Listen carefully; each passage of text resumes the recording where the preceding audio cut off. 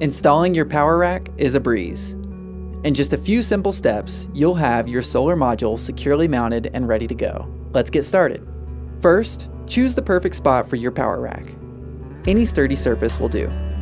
Now, fill the PowerRack with ballasting material. The depth indicator inside the rack will help you determine the right amount for optimal wind tolerance.